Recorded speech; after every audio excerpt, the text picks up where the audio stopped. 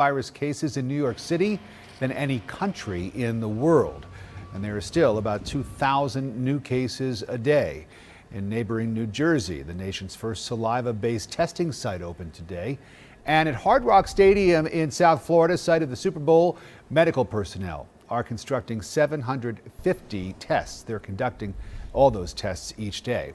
Meanwhile, here in Georgia, there are nearly 15,000 cases statewide. Health officials also say 552 people have now died from the coronavirus in Georgia.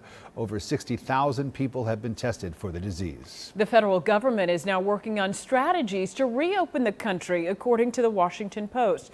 The CDC and FEMA recommend that first, there's confidence that infection rates are genuinely low and the health system can handle a new surge of cases. Then there needs to be a well-functioning system to test and trace patients. CBS 46's Ashley Thompson tells us when Georgians can see what will be the new normal. The entire state is running much slower than usual. Take a look at Midtown Atlanta. Businesses are closed. Not many people are outside. A lot of you are eager to get back to business. But when will that be? I think there's a lot of people in Georgia thinking about that, especially the people that are out of work. And I know how hard that is. But I would tell people right now, our focus is on the hospital's surge capacity, the ability to test more. Governor Kemp says as more and more private sector companies come online, tests are becoming more widely available. But that's certainly something that we've got to continue to ramp up. More testing capability is a major factor in determining when our economy can reopen. Though economist Tom Smith says we may not go back to the pre-pandemic normal anytime soon. I think that the economy is going to sputter along and sputter along and sputter along until we've got a vaccine. I asked Smith whether he believes Georgia can recover from this. It will recover, but it's not going to be one day it's closed, the next day it's open. So many are chomping at the bit to get back to work and play, but Smith says our health should come first. Clearly, if you don't have healthy individuals, you can't have a healthy economy. You never hear about a developing country that says, oh, we've got robust GDP growth, but our population is really sick. Kemp is not committing to a time frame to reopen things right now, but he says it's something we can look at once we've hit our peak. You got to look at where some of these governors are and what their state is experiencing, versus what we're looking at. I mean, we're a little behind the curve from when our peak's going to be. Governor Kemp says our peak date keeps moving, but right now it's expected to be April 26th. In Atlanta, Ashley Thompson, CBS 46 News.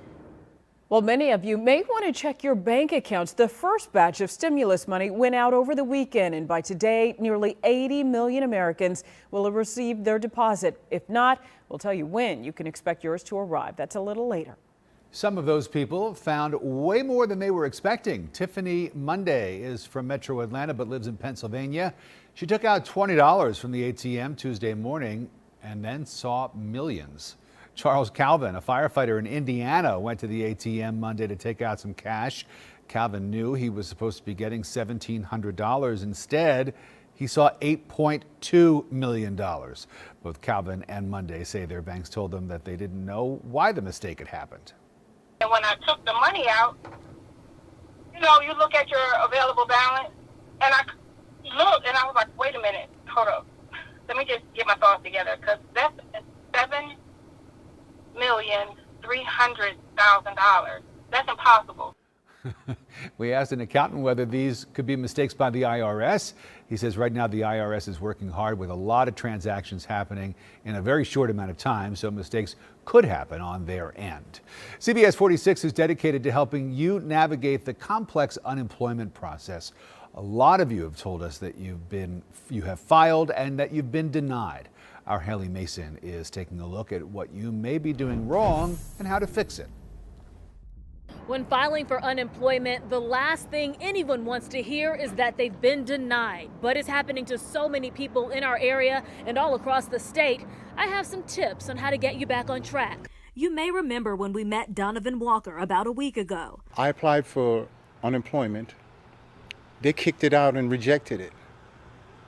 I reapplied, Now I'm waiting. The proud professional chauffeur had recently been laid off and was struggling. I hate to tell you, I have $1.25 in my account. I have $5 in savings. We've now learned that Mr. Walker's unemployment app has been denied again, and he's not alone. We've gotten emails and calls from several viewers saying they too have applied for unemployment and been denied. So I reached out to the state labor department about what's going wrong. They tell me the top 3 reasons people are being denied is because 1, they've listed insufficient wages in the calculation period. This is happening to Walker and several others.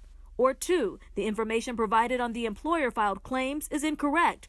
Or 3, applicants aren't meeting eligibility requirements. In order to fix some of these issues, you can file an appeal. One tool you may find helpful is this new automated chat feature on the Department of Labor's website. You type in your question and they'll respond with resources based on your needs. Many of our viewers tell us they've been denied for not having sufficient or verifiable wage information. If this happens, you should resubmit your earnings. This is how it should go. Look back over the last 5 completed calendar quarters prior to your claim file date, and you must submit the first 4 quarters of earnings as the base period. If you filed an appeal, it can take up to 10 days. In that time period, your wages will be verified, and the Labor Department will determine how much you'll be paid each week in unemployment pay. If you need quick, simple answers, you can try that new auto chat feature on the Department of Labor's website before trying to call in.